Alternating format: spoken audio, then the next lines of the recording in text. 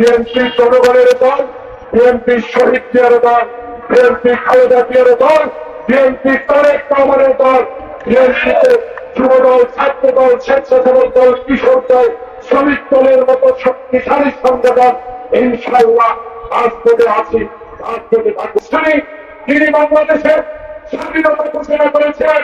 সেই চেহারা আমাদের আজকে কারাগারে কি প্রশ্নের জবাব আপনি দিতে পারেন না। কি কারণে আজ খালেদা জিয়া কারাগারে? অর্থ উনি লুট করেন নাই। যে অর্থ আপনার ব্যাংকে, সে অর্থ 3 গুণ 4 গুণ 5 গুণ হয়ে জমা আছে। আজকে কিন্তু খালেদা জিয়া মৃত্যুর পথে লড়াই করছেন, আজও কেন তার মুক্তি হচ্ছে না? কি অন্যায় করেছে কিন্তু আলমগীরের মতো একজন সন্তানের ব্যক্তি, তিনি আজ কারাগারে, তার ওজন কমে গিয়েছে 5 কেজি। প্রিয় ভাইরা, কি অন্যায় করেছে মির্জা আব্বাস, কি অন্যায় করেছে আমির খসরু মোহাম্মদ চৌধুরী, কি অন্যায় করেছে স্বরাষ্ট্রমন্ত্রী অন্তর হোসেন চৌধুরী, কি অন্যায় করেছে শান্তিতে টুকু, কি অন্যায় করেছে আমাদের ফজলে হোসেন আলম। এই জবাব আপনি দিতে পারবেন না, কারণ 28 তারিখে আপনার মাথা খারাপ হয়ে লক্ষ লক্ষ লোক যখন ময়দানের সমাবেশ হবে, তখন পরিকল্পিত ভাবে, ইচ্ছাকৃত ভাবে সেদিন জাহাঙ্গীরের মিছিল সেই প্রধান বিচারপতির বাসভবনের সামনে কেন আসতে দিলেন? বিএনপি কমিশনার মহোদয়, সত্যিকার অর্থে যদি নিরপেক্ষ অর্থে থাকেন, তাহলে সেদিন কেন রূপ পরিবর্তন করে দিলেন না? তাই একটা ষড়যন্ত্র ছিল, সেই ষড়যন্ত্র ছিল এই কারণে ভোরবেলা থেকে তখন পল্টন অফিসের সামনে লক্ষ লক্ষ লোকের সমাবেশ, তখন আওয়ামী লীগ মনে করেছে আজকে এই সরকারের পতন হবে। তাই ষড়যন্ত্র করে সেদিন আমাদেরকে 28 তারিখের সমাবেশকে বন্ধ করে দিলেন। এই বন্ধের পিছনে ছিল আপনাদের সেই কুরুচিপূর্ণ ষড়যন্ত্র। যতই ষড়যন্ত্র করেন, যতই আপনারা আমাদের এই নিরাপত্তা বাহিনীকে দলীয় হিসেবে ব্যবহার করে বাংলাদেশ জাতীয়তাবাদী দলকে আজকে হেরা প্রতিবন্ধ করার চেষ্টা করেন না কেন, যারা অবৈধ কাদের সাহেব একটা রাজনৈতিক দলের সাধারণ সম্পাদক, আপনি কি করে বলেন বিএনপিকে খেসারত দিতে হবে? আমি আপনাকে উল্টা প্রশ্ন করতে চাই, খেসারত আপনাকে দিতে হবে চুপ চুপি করে, কারণ এই জনগণের অংশগ্রহণ ছাড়া যে নির্বাচন যেই সরকার আপনি করেছেন, সেই সরকারের খেসারত আপনাকেই দিতে হবে। যেখানে সীমান্তে গুলি হচ্ছে, যেখানে আজকে মানুষ ক্রয় ক্ষমতার বাইরে চলে যাচ্ছে, অর্থনৈতিক মেরুদণ্ড ভেঙে তছনছ করে দিচ্ছেন, আজকে রাজনৈতিক সংকট তৈরি করেছেন। সেই রাজনৈতিক সংকট তৈরি করে বাংলাদেশের ইতিহাসে আপনি যে কলঙ্ক সৃষ্টি করেছেন, এর জন্য খেসারত আপনাকে দিতে হবে।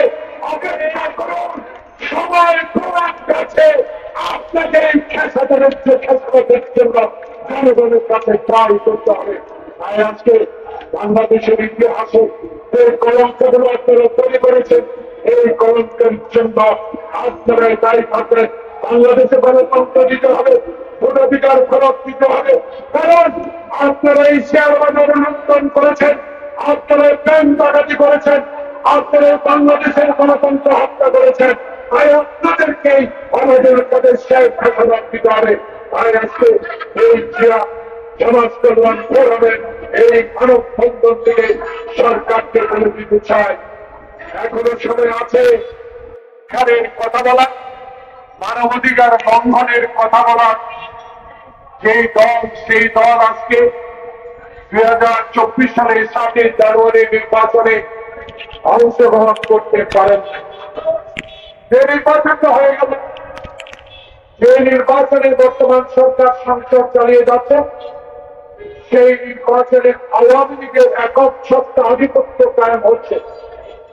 বাংলাদেশের মানুষের অধিকারের কথা তাদের কানে যায় না, বাংলাদেশের মানুষের দ্রব্যমূল্যের ঊর্ধ্বগতির কথা তাদের কানে যায়। বাংলাদেশে কি গ্যাসের দাম বাড়লো, বিদ্যুতের দাম কি বাড়লো, সেই দিকে তাদের কোন নজর। বাংলাদেশে কি করে তারা ক্ষমতায় থাকবে, কি করে নির্বাচনে নামচুপি করে ক্ষমতা আসবে, কি করে যারা গণতন্ত্রের কথা বলে, যারা মানুষের অধিকারের কথা বলে, তাদেরকে নির্বাচন থেকে বাইরে রাখবে, সে বিষয়ে তারা অত্যন্ত চতুর। যদি চতুরই না হতো তাহলে ৭৫ সালে 11 মিনিটের সংসদে বাংলাদেশের গণতন্ত্রকে হত্যা করতো না, বাংলাদেশের সকল সাংবাদিকের অধিকার আজকে অধিকার থেকে বঞ্চিত করতো না, সকল সংবাদপত্র বন্ধ করে দিয়ে 4টি সংবাদপত্র রাখতো না, তাদের আমাদের শাসনের নেতা কর্মীকে কোনো হারে হত্যা করতো না। তাই আমরা মনে করি আওয়ামী লীগ শুধু ক্ষমতায় থাকার জন্য, ক্ষমতাকে টাকা পরিশোধ করার জন্যই বাংলাদেশে আওয়ামী লীগের সৃষ্টি। তাই না হলে ৭০-এর গণ আন্দোলন, সেই ৭০-এর নির্বাচন, যে দাবি করার কথা আপনারা বলতেন, যে স্বার্থ শাসনের কথা বলতেন, যে 22 পরিবারের বিরুদ্ধে কথা বলতেন, সেই 22 পরিবারের পরে বাংলাদেশে 15 বছরে আপনারা ক্ষমতা কত লক্ষ পরিবার তৈরি করেছেন, বাংলাদেশের অর্থ কিভাবে লুট করেছেন, সেই ইতিহাস আজকে বাংলাদেশে লেখা আছে, লেখা থাকবে। প্রিয় সাংবাদিক বন্ধুগণ, প্রতিনিয়ত আপনাদেরকে কষ্ট দিয়ে যাচ্ছে আমাদের কথাগুলো জনগণের কাছে পৌঁছে দেওয়ার জন্য। আমরা অন্যায় কোনো অত্যাচার এই সরকারের কাছে করি নাই, আমরা ন্যায় সঙ্গত আমাদের কথাগুলো, জনগণের কথাগুলো আপনাদের সামনে তুলে ধরে দিলাম। তাই আমরা বলেছি 2014 সালে নির্বাচন করেছেন, 2018 সালে নির্বাচন করেছেন, 2024 সালের 7 জানুয়ারি এই নির্বাচনটা অনুপ্রাণ করে করেন না। বাংলাদেশের মানুষ চায় কোন দলীয় সরকারের অধীনে কোন নির্বাচন যেন না হয়। অতীতে আপনারা বিরোধী আন্দোলন করেছি, বিএনপি আওয়ামী লীগ একসাথে বিরোধী আন্দোলন করে সে তত্ত্বাবধায়ক সরকার গোটা বাংলাদেশে জনক করার পরে সেই তত্ত্বাবধায়ক সরকারের প্রধান বিল সংখ্যাগরিষ্ঠতার জোরে আপনারা সংসদে বাতিল করে দিয়েছেন নিজের অধীনে, সরকারের অধীনে নির্বাচন করার জন্য। সেই নির্বাচন মানুষ গ্রহণ করে না, যে নির্বাচন মানুষ অংশগ্রহণ করে না, যে নির্বাচনে মানুষ ভোট দিতে পারে না, সেই নির্বাচনে আপনারা জোর বস্তি করে, জোর দখল করে আপনারা দখল করে নেন কেন? তাই আজকে বাংলাদেশের ইতিহাসে যেই কলঙ্কের আপনারা সৃষ্টি করেছেন 2014-18 এবং 2024-এ, এই কলঙ্কের জন্য আপনাদেরকে দায়ী থাকতে হবে। কারণ বাংলাদেশের ইতিহাসে সবচেয়ে কলঙ্কময় হত্যায় এই 15 বছর অর্থমন্ত্র বিএনপি নেতা কর্মী হিসেবে বেগম জিয়া যেই সেনা প্রধান ছিলেন তার করে ফেলার ব্যবস্থা আপনাদের হবে। বিএনপিকে আন্ডার এস্টিমেট করেন।